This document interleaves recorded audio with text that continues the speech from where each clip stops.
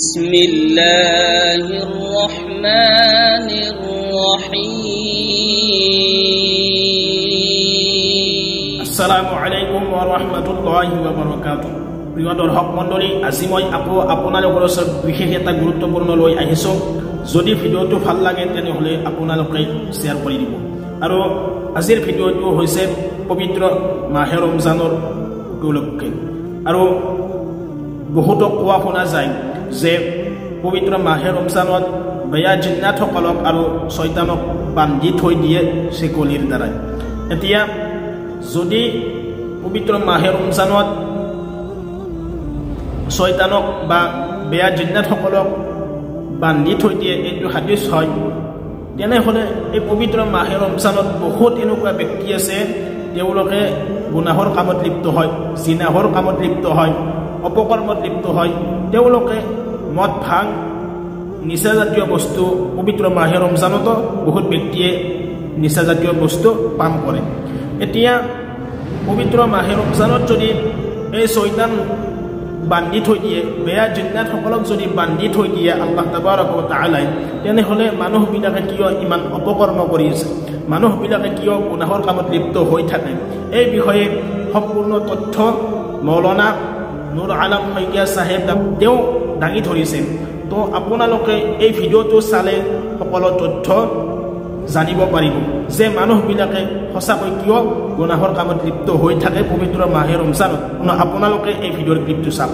আৰু ৰমজানৰ ৰাতি আৰম্ভ হোৱাৰ পিছৰ পৰা আল্লাহ ৰাসূল সাল্লাল্লাহু আলাইহি সাল্লামে ক'লে সুফিৰাতিশ শায়াতিন ওয়া বাৰাদাতুল জিন্নি ওয়া গুল্লিকাত আবওয়াবুন নাৰি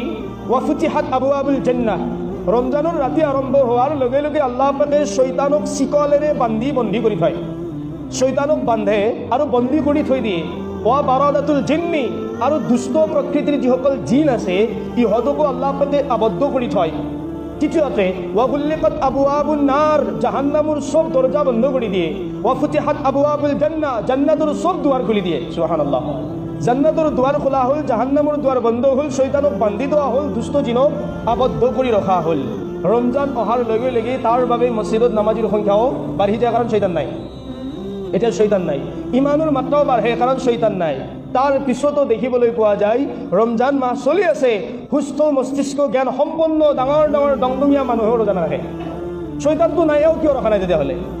শয়তানটো নাই দেখা বহুত দেখা ৰাস্তা ঘাটে তেতিয়াও শিখৰৰ পেকেট খুলি শিখৰ খাই থাকে শয়তানটো নাই বন্ধ কৰি থোৱা হৈছে এও কিয় এতিয়াও গুনাহ কৰি আছে শয়তানটো নাই তাৰ পিছতো মছজিদত আজান দিয়ে তাৰাৱীৰ সময় তেওঁ টিভিৰ ৰিমটটো লৈ টিভিৰ সন্মুখত বহি যায় প্ৰথম দিনাখনটো ঠিকেই থাকে মাশাআল্লাহ নামাজি বহুত থাকে তাৰাৱী পঢ়োতা লাহে লাহে কমি এই মছজিদটো ফিল আপ নোহোৱা হৈ যায় আহে আৰু কদৰৰ দিনাখন যদি শয়তান বন্ধ হৈ আছে তেন্তে বাকীসকলে কিয় হাতত টিভিৰ ৰিমট তুলি ল'লে কিয় ইউটিউব খুলি ল'লে কিয় মোবাইলত বিভিন্ন নাচ গান অশ্লীল দৃশ্য ৰমজান মাহতো দেখিবলৈ ধৰিলে চাবলৈ ধৰিলে শয়তানটো নাই তেন্তে কোনে কৰাই আছে এইটো হৈছে বুজাৰ বাবে মানুহ এজনে যেতিয়া সদায় ফজৰৰ নামাজ পঢ়ে জামাতৰ সৈতে সদায় মানুহজনে ফজৰৰ নামাজ পঢ়োতে ফজৰৰ নামাজ পঢ়াটো অভ্যাস হৈ যায় অভ্যাস হৈ যোৱাৰ পিছত ফজৰৰ টাইমত যদি মোবাইলৰ কিবা কাৰণত এলাৰ্ম নাবাজেও কোনোবাই জগাই নিদিয়েও তেওঁৰ অভ্যাসগতভাৱে তেওঁ নিজে সাৰ পায় ফজৰৰ টাইমত অভ্যাস বনি যায় এইটো কোনোবাই ডেইলি তাহাজ্জুদ পঢ়ে তেওঁ কোনো জগাই দিয়াৰ প্ৰয়োজন নাই তাহাজ্জুদৰ সময়ত তেওঁৰ অভ্যাস হিচাপে তেওঁ সদায় সাৰ পাব তদ্ৰূপ শয়তান ঠিকেই বন্ধ হৈ থাকে ঠিকেই জিন্নাত বন্ধ হৈ থাকে আবদ্ধ হৈ থাকে এই যে 11টা মাহত মছজিদত আজান দিয়াৰ লগে লগে সোফাখনত লেপেট মাৰি টিভিৰ ৰিমটটো তুলি লৈছিলোঁ মোৰ অভ্যাস আছিল বাকী 11টা মাহতো নামাজৰ সময়ত টিভি চোৱাৰ জোহৰৰ আজান হৈ গ'ল ভাত খালোঁ চুলিত অলপমান তেল লগাই চুচি আহি কেৰম বৰ্ডত লাগি গ'লোঁ ৰমজান মাহতো সেয়াই কৰি থাকিলোঁ কোনো তিলাৱতৰ ব্যৱস্থা তছবিহৰ ব্যৱস্থা নাই বাকী 11 মাহতো মই সেয়াই কৰিছিলোঁ এইটো তেওঁৰ স্বভাৱজাত অভ্যাস হয় নফছে তেওঁক এইটো উদ্গনি জগায় বাকী 11 মাহত ৰিমট তুলিছিলা বাকী 11 মাহত টাচ খেলিছিলা জুৱা খেলিছিলা তেওঁৰ অভ্যাসে তেওঁক বাধ্য কৰাই জুৱাত ৰমজান মাহতো যোৱাৰ বাবে এইটো তেওঁৰ অভ্যাসগত গুনাহ শয়তানে কৰোৱা গুনাহ নহয় ইয়াৰ বাবে কোৱা হৈছে যে ৰমজান পায়ো জাহান্নামৰ পৰা মুক্তি হ'ব নোৱাৰিলে এওঁতকৈ দুৰ্ভগীয়া কোনো নাই আৰু এৱে হৈছে চিৰ জাহান্নামী ইনশাআল্লাহ আপোনালোকে এই ভিডিঅ'ৰ ক্লিপটো চালে আৰু মৌলানা নুৰ আলম শইকীয়াই ইমান ধুনীয়াকৈ স্পষ্টকৈ বুজাই দিছে যে সঁচাকৈ ৰমজান মাহত বেয়া জিন্নাতক আৰু শয়তানক আবদ্ধ কৰি ৰাখি দিয়া হয় আৰু শয়তানক চিকলিৰ দ্বাৰাই বান্ধি দিয়া হয় আৰু জাহান্নামৰ দৰৱাজাসমূহ বন্ধ কৰি দিয়া হয় আৰু জান্নাতৰ দৰৱাজাসমূহ খুলি দিয়া হয়। কিন্তু আমি যে গুনাহৰ কামত লিপ্ত হওঁ পবিত্ৰ মাহে ৰমজানত কিয় হওঁ তেওঁ সুন্দৰভাৱে দাঙি ধৰিছে যে আমি যে 11 মাহত গুনাহৰ কামত লিপ্ত হৈ থাকিলেও আৰু সেই 11 মাহত লিপ্ত হোৱাৰ কাৰণে আমি অভ্যাসত পৰিণত হৈ এই মাহে ৰমজানতো আমি গুনাহৰ কাম কৰি পেলাওঁ। বহুতে ক'ব বিচাৰে যদি শয়তানক বান্ধি থোৱাৰ পিছতো মানুহে কেনেকুৱাকৈ গুনাহৰ কাম কৰিব পাৰে, কেনেকুৱাকৈ অপৰাধ কৰিব পাৰে, কেনেকুৱাকৈ গুনাহৰ কামত লিপ্ত হ'ব পাৰে। মই এইটোৱে ক'বলৈ বিচাৰোঁ আৰু মৌলানা নুৰ আলম শইকীয়াই ইমান ধুনীয়াকৈ স্পষ্টকৈ বুজাই দিছে যে সঁচাকৈ হকিকত শয়তানক বান্ধি থৈ দিয়ে। এইটো আল্লাহৰ নবীৰ হাদিছ হয়। বেয়া জিন্নাতসকলক আবদ্ধ কৰি থৈ দিয়ে,